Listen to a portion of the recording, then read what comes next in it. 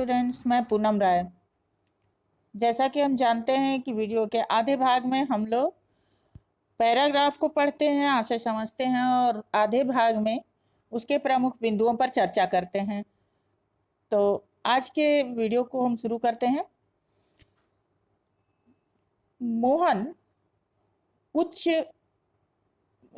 विद्यालय में पढ़ने जाने लगा था। वर्षा के दिनों में उसे नदी पार करने में कठिनाई होती थी, क्योंकि उसका विद्यालय जो था घर से काफ़ी दूर था और बीच में बहुत ऊंचाई चढ़नी पड़ती थी, बीच में एक नदी थी और इतना सब पार करके उसे जाना पड़ता था। इस कठिनाई को देखते हुए बंशीधर ने नदी के पार के एक गांव में एक यजमान के घर पर मोहन का डेरा तय कर दिया।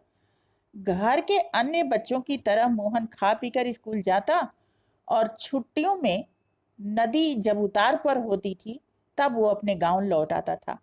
संयोग की बात की एक बार छुट्टी के पहले दिन जब नदी का पानी उतार पर ही था और मोहन कुछ घसियारों के साथ नदी पार कर रहा था, तो पहाड़ी के दूसरी ओर भारी वर्षा होने लगी और इस कारण अचानक नदी में बाढ़ आ गई। पहले नदी की धारा में झाड़ झंखाड़ और पात पतलो आने शुरू हुए, तो जो अनुभवी घसियारे थे उन्होंने अनुमान लगा लिया कि अब पानी तेजी से बढ़ जाएगा और उस पानी को काटकर वो आगे बढ़ने की कोशिश करने लगे। लेकिन किनारे तक पहुंचते पहुंचते मटमैले पानी का ढेर सारा रेला आ पहुंचा, मैंने बहुत ज्यादा पानी एक साथ बढ़ गया। वे लोग किसी प्रकार पार पहुंचने में सफल हुए और अपनी जान बचाई। इस घटना के बाद बंशीधर घबरा गए और बच्चे के भविष्य को लेकर चिंतित हो गए। बिरादरी के एक संपन्न परिवार का युवक रमेश उन दिनों लखनऊ से छुट्टियों में गांव आया हुआ था। बात ही बात में बंशीधर ने मोहन की पढ़ाई के संबंध में उससे अपनी चिंता प्रकट की, तो उसने सहानुभूति भी जताई और ये भी सुझाव दिया कि मोहन को उसके साथ ही लखनऊ भेज दें। घर में जहाँ 4 प्राणी और रहेंगे वहाँ एक के बढ़ जाने से कोई अंतर भी नहीं पड़ेगा, बल्कि बड़े शहर में रहकर वह अच्छी तरह पढ़ लिख सकेगा। इसमें यद्यपि उसने आमंत्रण तो दिया था मोहन को, लेकिन रमेश के इन बातों में कुछ स्वार्थ छिपा था। इसकी चर्चा हम कर लेते हैं। पहले प्रमुख बिंदुओं को देख लें। पहाड़ी गांव में क्या क्या समस्याएं होती हैं। पहाड़ी गांव में अनेक कठिनाइयां होती हैं। यहाँ का रहन सहन बहुत कठिन होता है। रास्ते ऊंचे नीचे होते हैं, बीच में नदियां पड़ती रहती हैं, उन्हें पार करना पड़ता है और बदलते मौसम से आवागमन कभी भी बाधित हो जाता है और बरसात के दिनों में तो जीवन ठहर सा जाता है।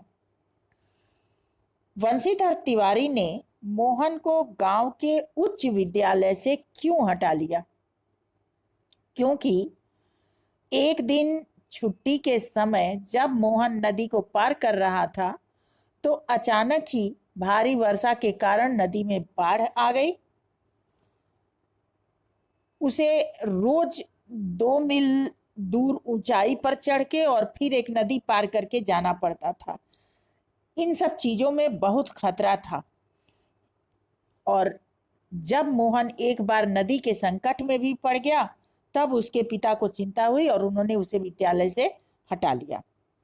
रमेश बाबू कौन थे और वे मोहन को किस नियत से लखनऊ ले गए?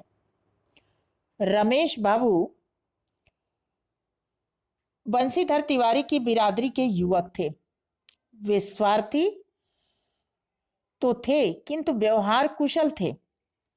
यही कारण था कि उन्होंने आमंत्रण दे दिया कि वे मोहन को लखनऊ ले जाकर पढ़ाएंगे। पिता को सुझाव दिया कि उसके साथ लखनऊ भेज दें।